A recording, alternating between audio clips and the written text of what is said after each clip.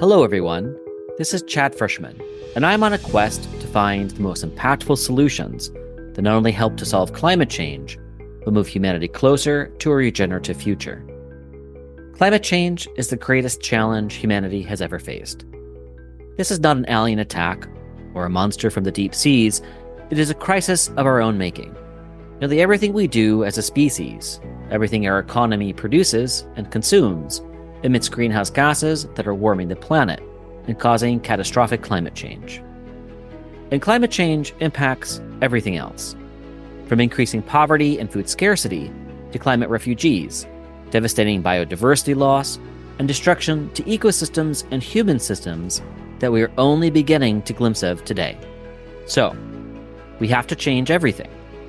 And this is where it gets interesting. If we have to change everything, then it can be an opportunity to build a better future by design, a regenerative future that benefits humanity and the planet. Welcome to Chad's Climate Quest, where we will be talking to some planetary-grade thinkers and doers who are pouring their energy, wisdom, and intellect to solving this great challenge in ways that benefits all. Now, before we get going into our discussion with today's guest, a bit of housekeeping. First, this is the 8th episode of Chad's Climate Quest and my first Twitter Space podcast, so please be patient with any technical glitches and smile at all the gaffes. And feel free to send along constructive feedback to help improve the show. Second, this is a 30-minute discussion. If you have any questions, please tweet them in the thread and join the Discord for future discussion. So thank you all today for joining. I am thrilled to welcome you on my climate quest. On today's episode, we are welcoming Nick de la Forge, an industrial engineer and entrepreneur focused on the intersection of blockchain, artificial intelligence, and the Internet of Things. He's a co-founder and a general partner at Planet A Ventures, an early-stage green tech venture fund for founders by founders. Hi, Nick. It's great to have you on the show. Thank you for coming along my climate quest. Hi, Chad. Fantastic to be here. So, Nick de la Forge is a name straight out of the comic books. I mean, Forge is a Marvel comic legend, a man from the future that brings his deep tech knowledge and his superpowers to help change the present to avoid planetary catastrophe. So, Nick of the Forge, are you a superhero from the future? And what is your superpower? First off, thanks a lot for having me. I'm super psyched about the possibility to have that chest within your climate quest. And am I a superhero from the future? I think that would be reaching way too far. In all honesty, I have the privilege of speaking to entrepreneurs, investors, activists, politicians, and so on around the globe. And I actually find that there is very few with, let's call it the Jesus complex, where anyone believes that he or she is single-handedly able to turn the tide. I think that's on the one hand very powerful, and on the other hand, it also basically just underlines how important it is that we see this as a collective effort instead of something that a single person can do. And I think when I started Planet A, even that is over-ambitious, but let's still go for it. I had ambition to be an ever so small wheel in our in a running system to combat climate change and global pollution. And I think if we can do that, if we can behave a bit more like bees and have collective thinking as well as systemic thinking, then this can be. But then this makes all of us superheroes, I would say. Thank you, Nick. That's like the ideal answer that I was really hoping to hear from you, because that's exactly right. I once told a dear friend, colleague, and mentor, I told him, can you take my hand as I walk you to the altar to sacrifice you and all other heroes for the sake of the planet? Because I think you just touched upon exactly what we need to awaken all of our superpowers, because we all have them, for the betterment of the future, for the betterment of the planet, and not just focus on one superhero. So thank you really for saying that. But you do have a superpower. You bring people together, and when I first met you, you carry this energy of confidence and calmness to do the work, and that is a superpower. You bring people together. But what was the moment when you first realized that you needed to use this energy that you had to help change the world, to help the world really help it change itself, to save itself? What brought you on this pathway to help launch Planet A? There was no clear inflection point in my life. So I didn't, my co-founder Fritjof, for example, he stood on a landfill in India and had a couple of very impactful experiences, which then made him very clearly aware of some of the challenges. And I didn't have that.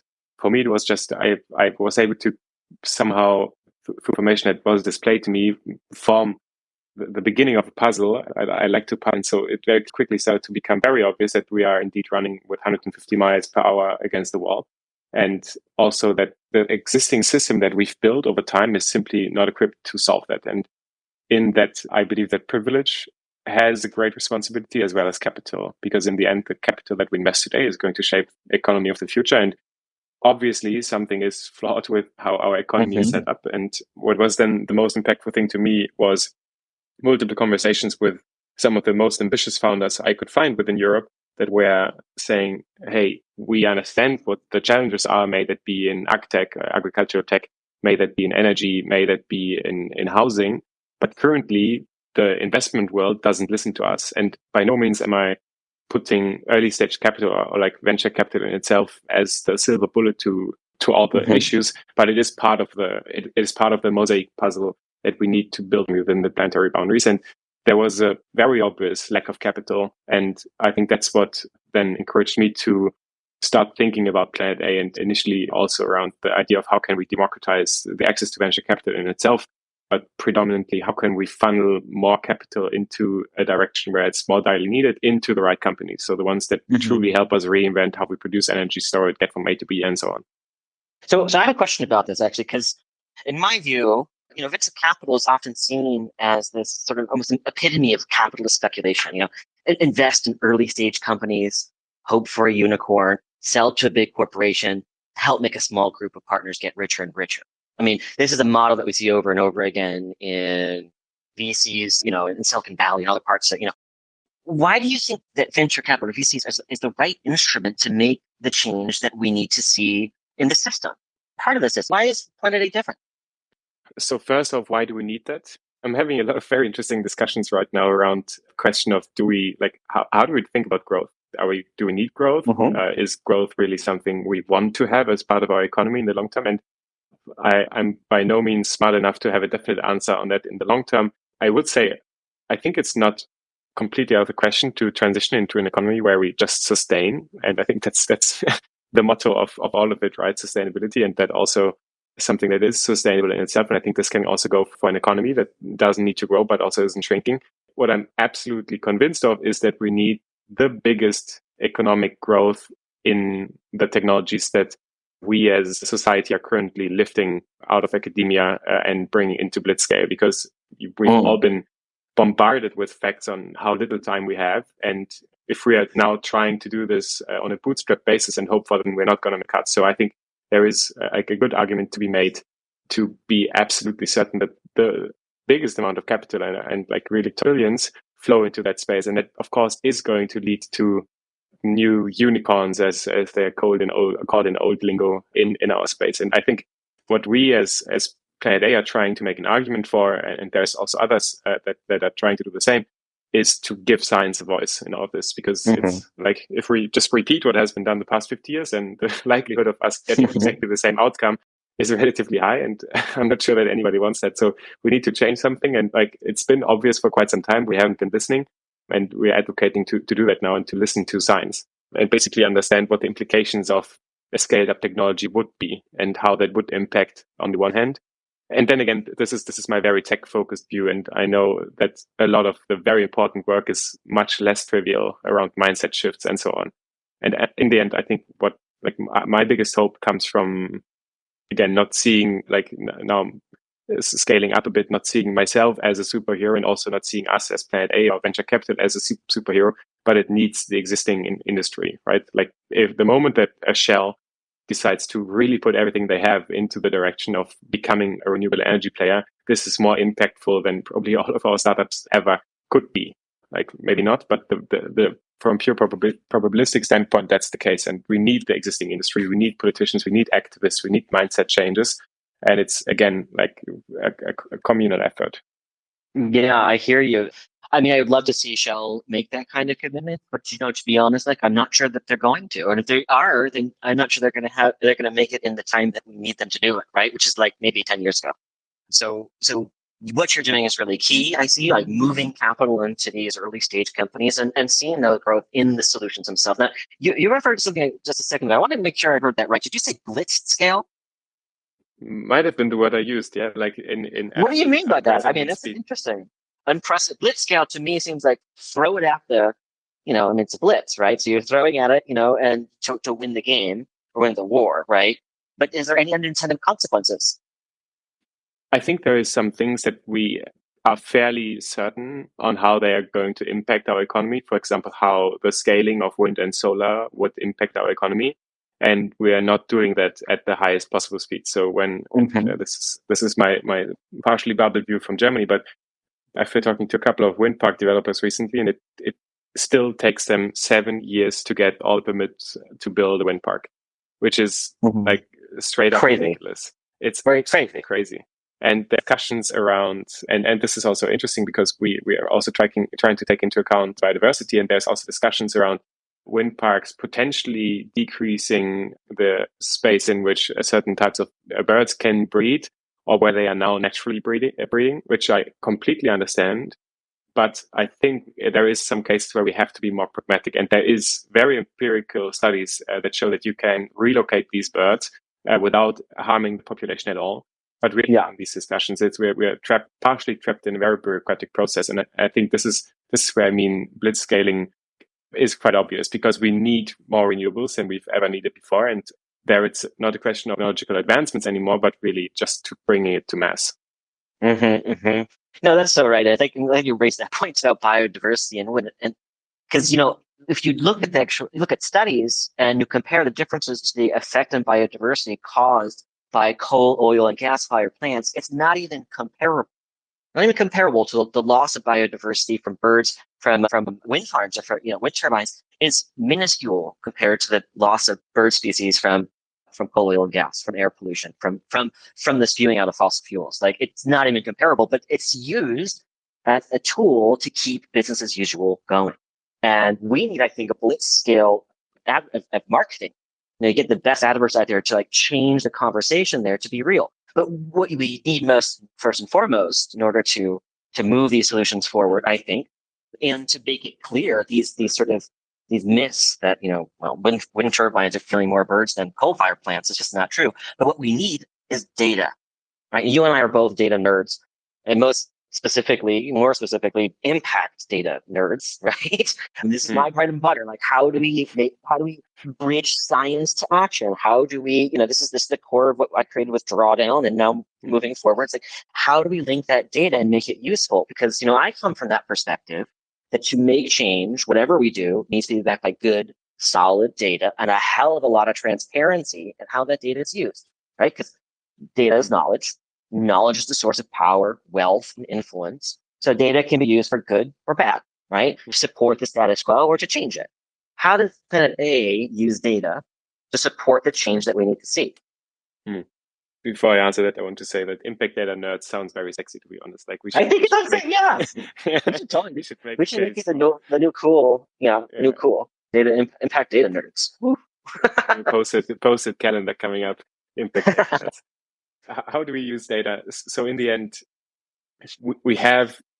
we are able to have transparency around what the emission footprint of a certain product is. It's a lot of work, but we can do that. And we now start to see more fashion labels, for example, picking up on this and seeing the results of something called a life cycle assessment on, let's say, their shoes or their jackets, giving you an overview of how many tons of CO2 have been emitted in the production process of that piece of clothing, how many tons of waste have been created, how much water has been used, and potentially also how much land has been used, which has, of course, tremendous implications on biodiversity. And we as Planet A, we are basically doing exactly that. We create these life cycle assessments for the companies that we invest into and compare them with the status quo. So that's an analysis of the entire life cycle of a product or a service, and then comparing it with what is there today, what is the status quo, and by that creating a delta, which gives us a very solid hint at a very quantitative hint. That's the important part on how much better such is. And then if we extrapolate that into the future with growing or potentially growing market and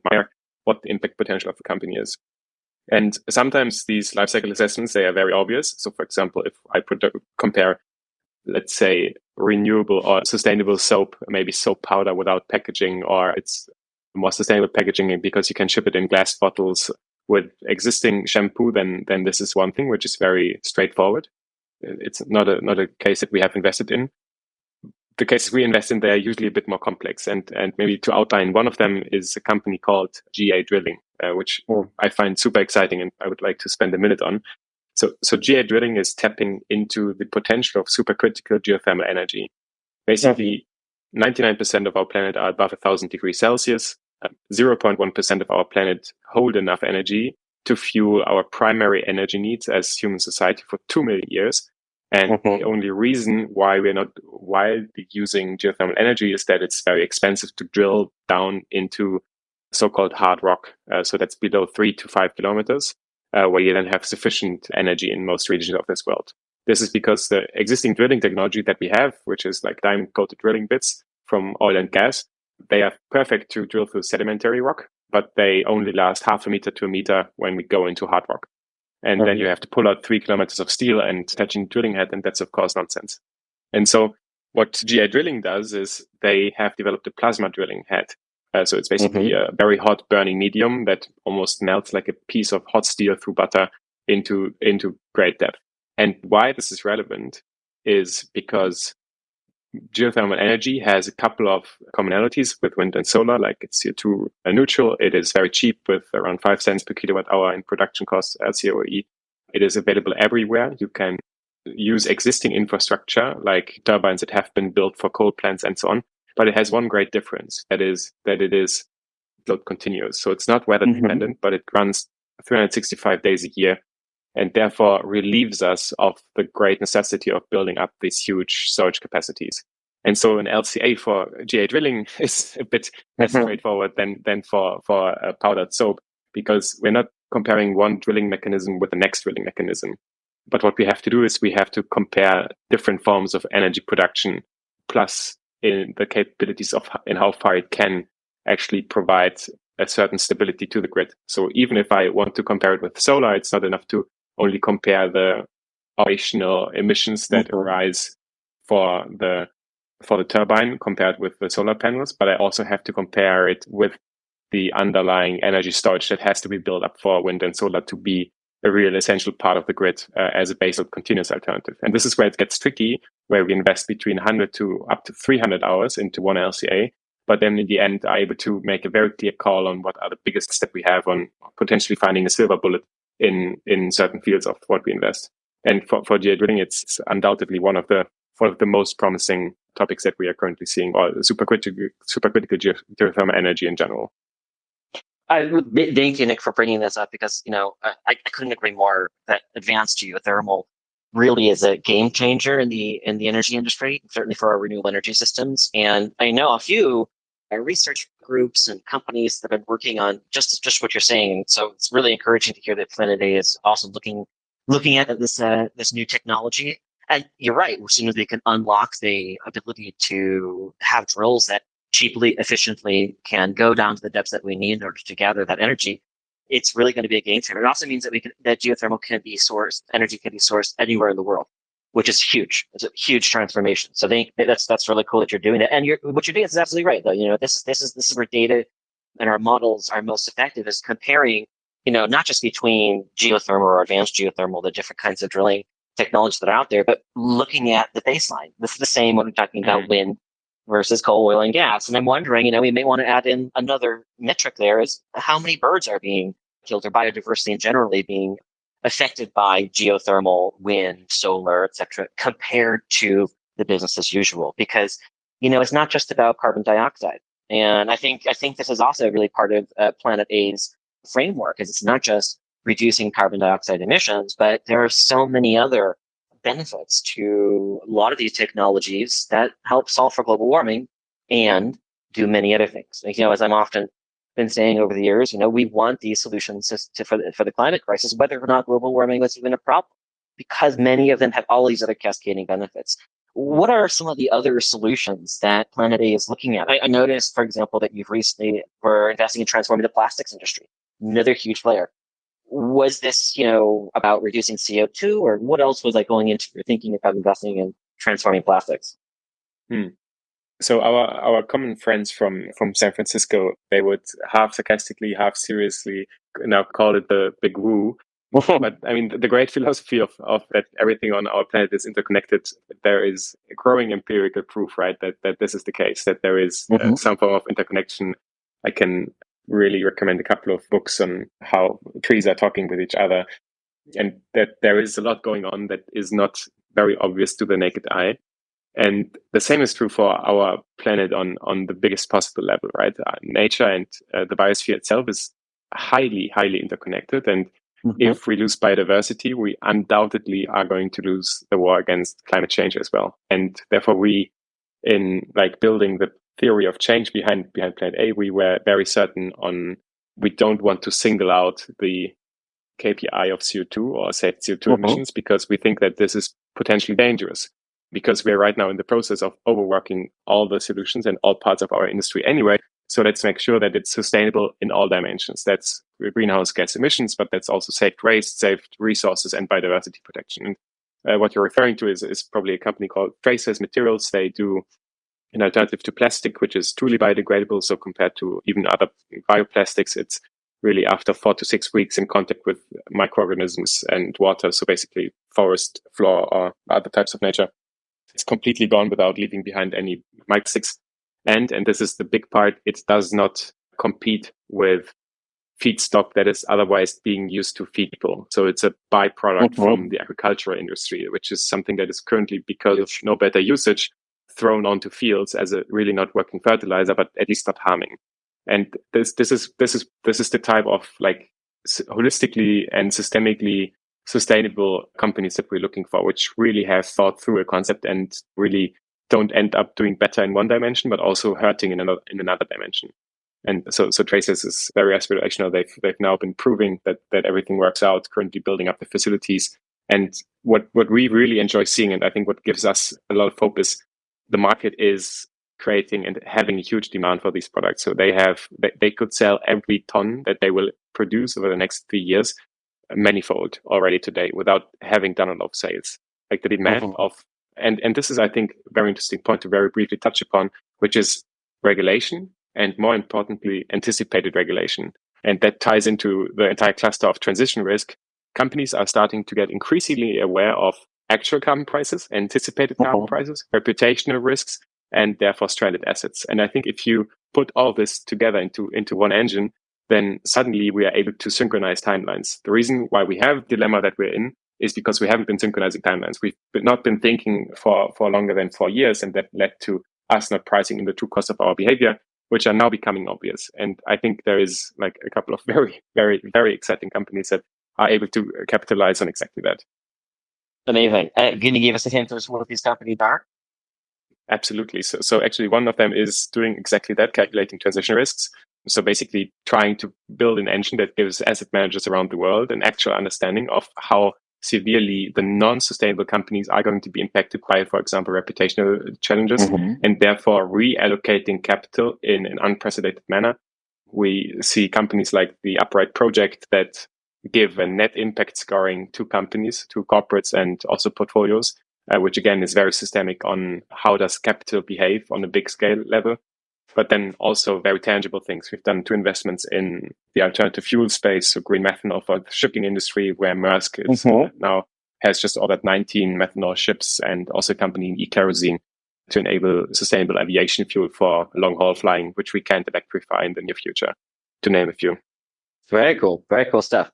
So, my quest really is about, how we shift to a system that creates benefits for all, solving the many interconnected challenges we face. And that's the kind of the core premise of the quest that I'm on. And then of course the premise of this podcast. But, the challenging thing here is in order to create a system that benefits all, we have to rethink the system itself. And that actually means rethinking sustainability, because at the end of the day, sustainability is not sustainable when we want to truly create a system that benefits all. And we talk about, you referred to a little bit earlier, this growth paradigm. Should there be an endless growth? And then the sort of challenge to that has been this new wave of thinking around degrowth, growth, degrowth.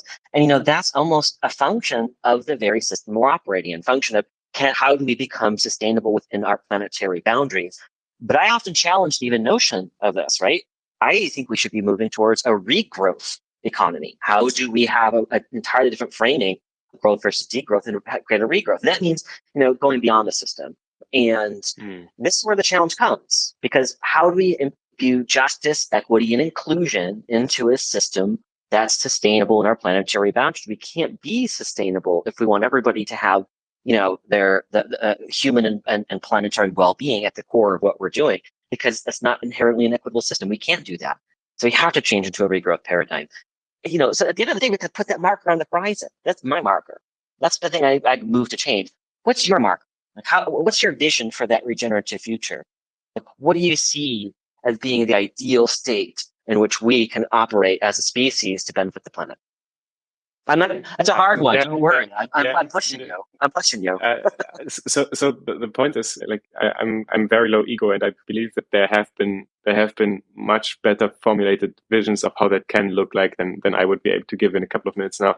And I can really just encourage to read the Ministry of the Future, for example. I think like to basically to enable us as human society to recreate the balance within nature, like to really understand that we are part of nature. We will always be part of nature. We are not godlike creatures that are here to be served by the rest of the planet, but to understand ourselves as part of that. And that includes a lot of thoughts that are present in tribal communities, in how carefully they interact with nature, and how much it's not a given, whatever nature is presenting. And I would hope for a future in which we're able to have travel spread. So that's actually a phenomenon from COVID that I really like. So one of the few things that COVID brought that I really like, which is the difference between travel spread and community spread. Community spread is like a person in a bubble has it, and then it spreads around. And travel spread is I hop on a plane to New York, and then people get infected there. And what we need right now is we need travel spread, right? Because even the people that are listening here and the names that I can recognize, this is all people that somehow already share the conviction. And I'm praying to the preacher, and I know that all of you have probably much more profound knowledge on a couple of things than I do. It's not about reaching us. It's about reaching the unfortunately still in existence biggest parts of our society and of like human society as a whole, to be more aware that sustainability starts in the mind. Thank you, Nick. I really appreciate that. Sustainability starts in the mind, and our regenerative future starts in our mind and our mindsets that we create for ourselves and our place there, recognizing that we are all one. We are not humanity and then biodiversity, but we're all part of biodiversity. Humans are biodiversity. We are the part of the planet and part of nature. Thank you, Nick de la Forge of The Forge. You are amazing to chat with you today on Chad's Climate Quest. It's been such a pleasure learning about Planet A and learning about how you work. I'm really excited about the projects that you've been talking about today and working more and more closely together, because I think a lot of the work that I've done in the past, and today really is seeing the application of this and the work that you're doing at Planet A. So I'm really thrilled to see what comes next. Thank you for being on Chad's Climate Quest, Nick. Thank you for giving me the opportunity to do so. Well, that's it for today's episode of Chad's Climate Quest. Stay tuned for our next episode, when I will be talking to another planetary-grade thinker and doer, implementing real solutions to create a regenerative future. Thank you all for joining us today. I'm thrilled to welcome you on my Climate Quest.